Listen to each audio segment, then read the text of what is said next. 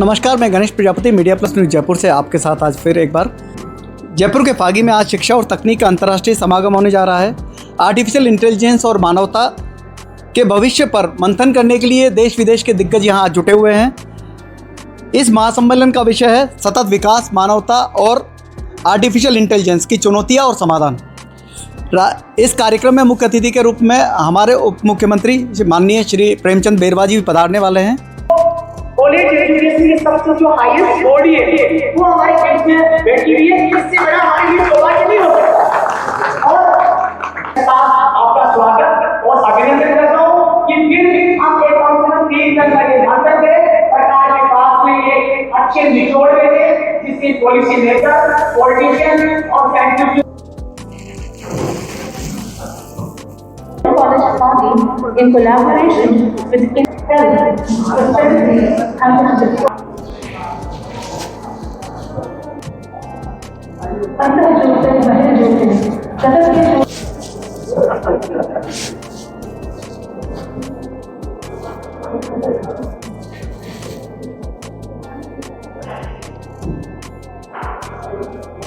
आप चौपड़ जाओ वहाँ पे हमने समारोह रखा गया 12 बजे से लेके और 2 बजे के बीच माननीय कार्यक्रम होने।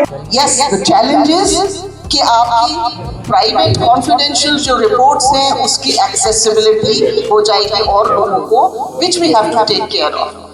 एग्रीकल्चर में भी बहुत फायदा हो रहा है। गांधी जी के साथ सतत और टिकाऊ विकास की चर्चा पर यह इंटरनेशनल संगोष्ठी आयोजित है।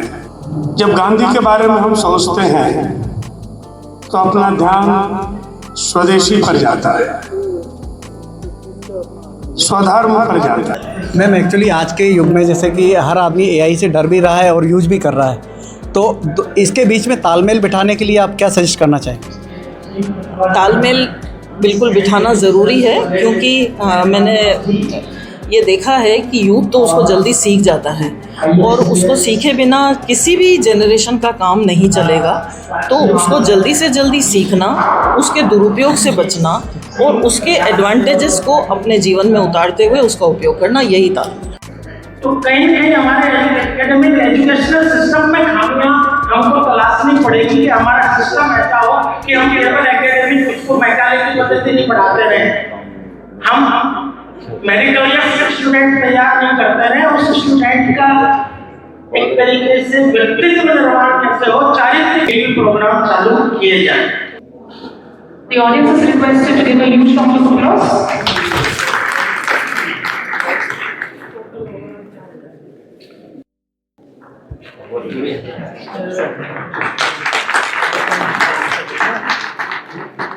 ये जो सतत विकास और एआई पे आपने सम्मेलन, अंतर्राष्ट्रीय सम्मेलन यहाँ ऑर्गेनाइज किया है, ये फागी को ही चुनने के पीछे रीज़न क्या है? देखिए, चूँकि फागी का जो हमारा कॉलेज है और कॉलेज की जो टीम है, ये उनके इनिशिएशन का प्रयास है, क्योंकि किसी भी आयोजन में काफ़ी मेहनत करनी पड़ती है टीम को। और कॉलेज चूँकि आगे आया और हमने भी कॉलेज को फिर अनुमति दी कि आप इस तरीके का आयोजन करिए। तो जो महाविद्यालय हैं, आने वाले टाइम में NEP 2020 में महाविद्यालयों को ऑटोनोमस रूप से सक्षम बनाने के लिए भी इस तरीके के प्रयास जो कॉलेज स्तर पर किए जा रहे हैं वो बहुत ज़रूरी है। करके एक बहुत बड़ा हुआ है आम पब्लिक में कि इसका यूज करना चाहिए या नहीं करना चाहिए, इस संबंध में आप क्या कहना चाहेंगे? देखिए, कंप्यूटर जब आया तो कंप्यूटर का यूज करना चाहिए का नहीं करना चाहिए, इस पर बहुत बहस चली। लेकिन आज आप हम सब के हाथ में कंप्यूटर है, मोबाइल जो है डिजिटल मोबाइल है, स्मार्टफोन है, वो कंप्यूटर का ऊपर कितनी सहूलियत है, आपको कम्युनिकेशन कितना फास्ट हो गया। अभी आप वॉइस कमांड देते हैं और वॉइस कमांड से कॉल मोबाइल मिला लेता है। It's a use of AI। और तो इस तरीके से यूज तो है ही AI का, लेकिन कहीं न कहीं जो दुरुपयोग हैं उन दुरुपयोग को रोकने के लिए आपके डेटा कैसे सुरक्षित रहे, क्योंकि प्राइवेट डेटा पे अभी भारत सरकार में भी इस पर काफ़ी पॉलिसीज़ बनती हैं, उस पर भी काम चल रहा है। तो it's a continue work. Sir किसी भी चीज़ का आधा अधूरा ज्ञान हमेशा दुखदाई होता है और एआई के मामले में भी शायद ऐसा ही है। इसीलिए हमें लगता है कि सरकार को भी एआई का पूरा ज्ञान लोगों को देने के लिए, उसके एडवांटेज डिसएडवांटेज दोनों समझाने के लिए क्या क्या करना चाहिए। देखिए, ज्ञान की आपने बात कही है, ज्ञान कोई ऐसा एक शब्द नहीं है कि जो बाज़ार से ख़रीदा जा सके, ठीक है।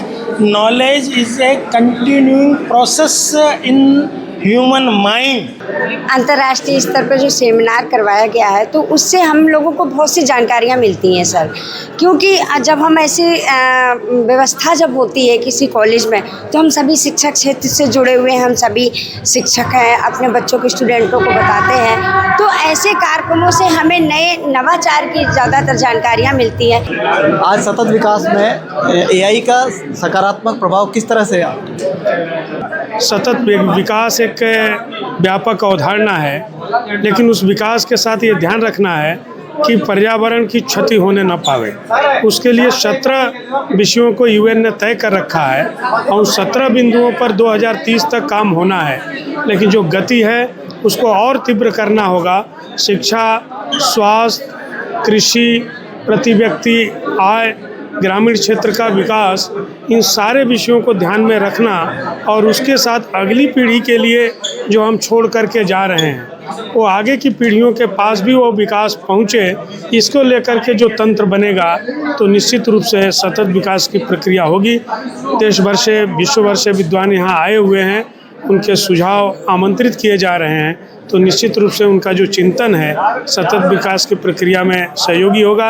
एक अंतर्राष्ट्रीय सम्मेलन को शहरी क्षेत्र को छोड़कर गाँव में, ग्रामीण क्षेत्र में फोकस करने के पीछे खास वजह? इसके लिए यहाँ के प्राचार्य महोदय और आयोजक धन्यवाद के पात्र हैं।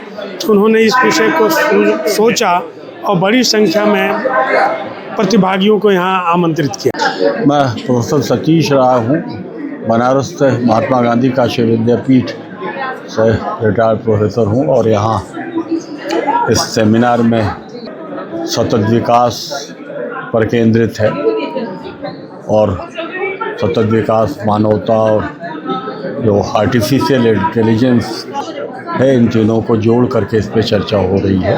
ये अपने आप में बहुत ही प्रासंगिक चर्चा है। जो कुछ हमारा हेरिटेज है, चाहे वो प्रकृति का हो या हमारे अपने डेवलपमेंट का रहा हो, तो उसमें भी बहुत कुछ ऐसा है जिसके साथ जुड़ करके ही हम आगे विकास की परिकल्पना कर सकते हैं।